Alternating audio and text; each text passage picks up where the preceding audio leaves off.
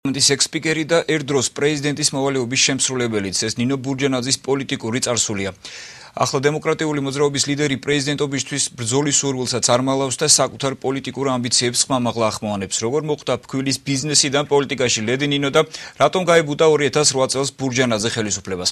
რეალ ტიმი პარლამენტის ექს-თავმჯდომარის პოლიტიკურ წარსულს კიდევ ერთხელ გადახედა რუსუდან ჯიქია ისაუბრებს პირდაპირ ეთერში. ნინო ბურჯანაძე საქართველოს პარლამენტის ყოფილი თავმჯდომარე, საქართველოს პრეზიდენტობის მოვალეობის შემსრულებელი ორჯერ 90-იან წლებში საქართველოში ფქვილის ბიზნესის მონოპოლისტის ანზორ ბურჯანაძის ქალიშვილი. 2000 წელს ის სწორ პოლიტიკურ არჩევანს აკეთებს შევარდნაძის მკლავებიდან თავს აღწევს და ქუჩაში გამოსულ ოპოზიციას უერთდება. ამის შემდეგ იწყება ბურჯანაძის პოლიტიკური აღმასვლა. რამდენიმე წლის წინ ცნობილი გამოცემა ვოგი ბურჯანაძეს ვრცელ სტატიას უძღვნის. სტატიაში საუბარია მის ძვირფას სამკაულებსა და არაჩვეულებრივ და გამორჩეულ სამოსზე. ამ დროს ქვეყანაში 2008 წელია და ქვეყანა საპარლამენტო არჩევნებისთვის ემზადება. ბურჯანაძე უპირისპირდება თავის თანაგუნდელებს, რადგან საარჩევნო სიაში მისი ფავორიტების სრული შემადგენლობით არ მოხვდნენ.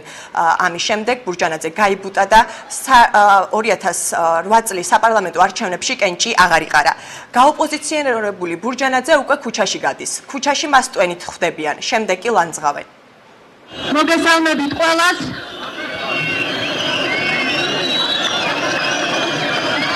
მინდა ხმამაღლა ვთქვა, ბევრჯერ მყავს ნაგინები მიხეილ სააკაშვილი.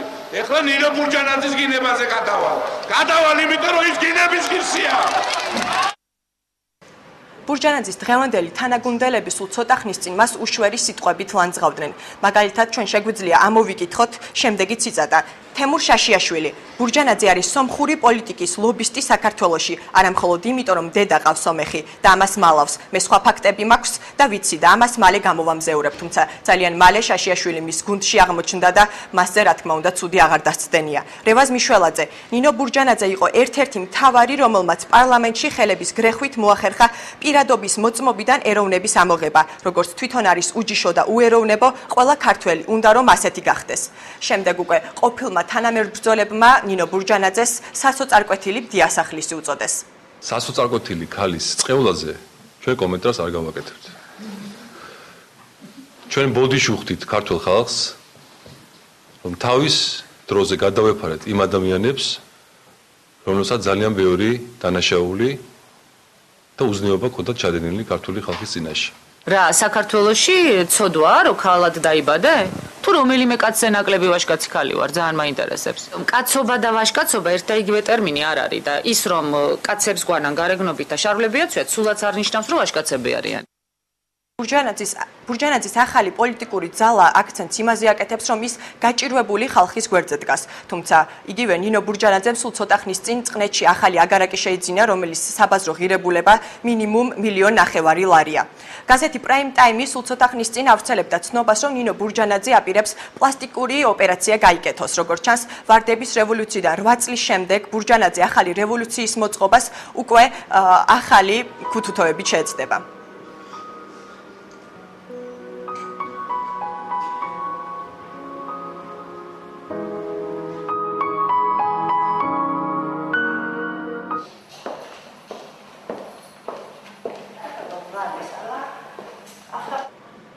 თუმცა აბოლო დროს კადრში ბურჯანაძე ცდილობს მისი ძვირფასეულობის გარეშე გამოჩნდეს, თუმცა ფაქტია, რომ ხალხს არც მისი ძვირფასეულობა დავიწყებია და არც მისი ქონება გამქრალა არსად.